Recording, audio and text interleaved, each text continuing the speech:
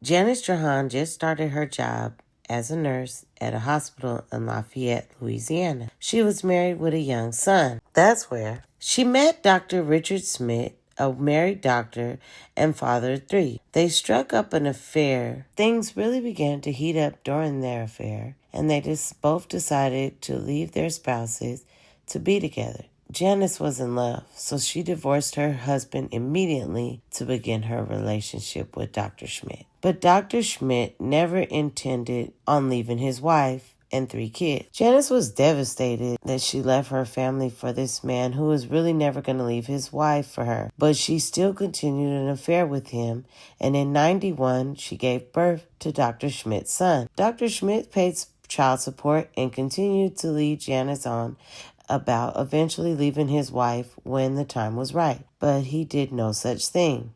Janice was sick and tired of his lies and decided to leave Dr. Schmidt alone, but not if he had to say so. He vowed vengeance.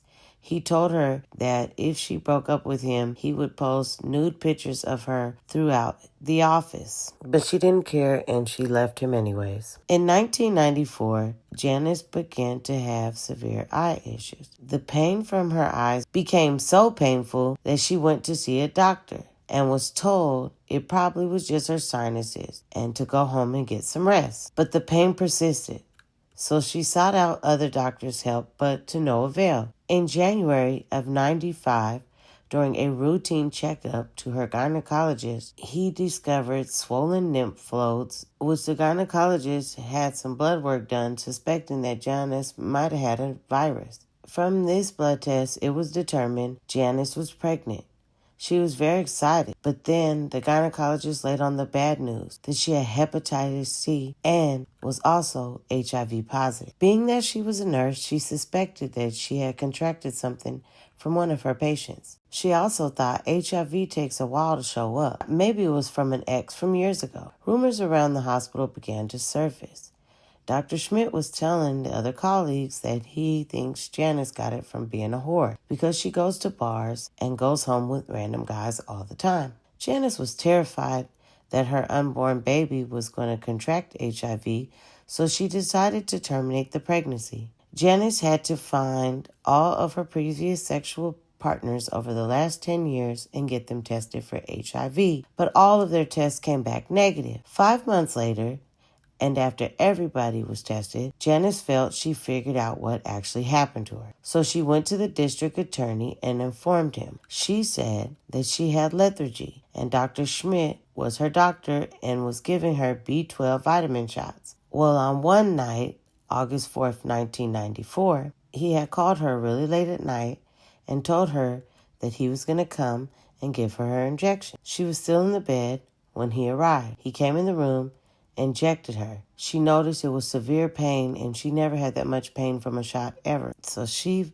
believed that he actually injected her with HIV. Of course, the police did not believe her. They felt that she was just trying to get back at the doctor and possibly wanted some money. During the investigation, a detective had a search warrant to go through Dr. Schmidt's office and found his records of patients who had recently had blood work tested. The detective knew that you only had a 12-hour window of using HIV before it could no longer transmit. So he looked to the day of August 4th, and coincidentally, the record from around that time was nowhere in sight. The detective then went through Dr. Schmidt's desk and found the explicit photos that Janice said he was going to hang up around the office when she broke up with him. The detective was going to give up when he found a room of boxes. They also contained records in it. He found a box labeled 1982 and found a notebook at the bottom that contained records from around that time. When he went through the book,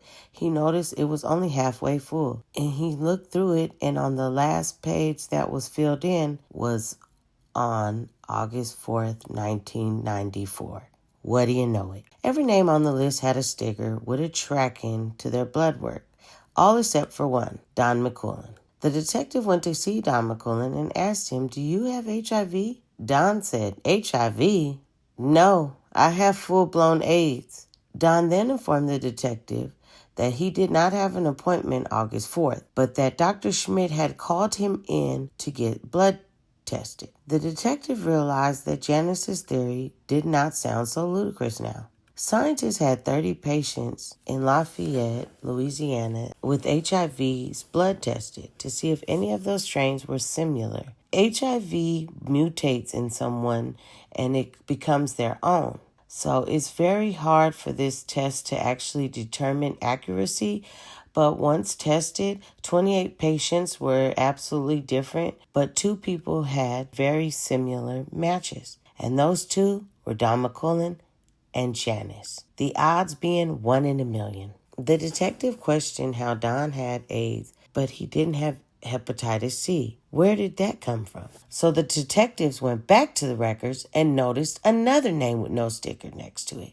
And yes, the patient had hepatitis C. Hepatitis C at the time had no cure, so a combination of AIDS and Hep C, well, let's just say Janice was doomed, thanks to Dr. Schmidt. In July of 1996, Dr. Schmidt was charged with second-degree murder. On October 23, 1998, Dr. Schmidt was convicted of attempted second-degree murder and was sentenced to 50 years hard labor. Janice has since remarried and raised her 2 sons. She is now a grandma, still alive, kicking and thriving, married now for over 30 years. And it's crazy to think that Richard Smith really thought that he was giving this lady a death sentence. And here she is, years later, still married to a man that loves her, thriving, getting to raise her grandchildren and be in their life, thinking that for sure her day was going to come to an end. She doesn't think like that anymore. She appreciates life and she lives life to the fullest. So big ups to Janice. I'm glad to hear that this had a good outcome. Thank y'all for listening. Please drop a comment, like, or subscribe. Have a good day. God bless.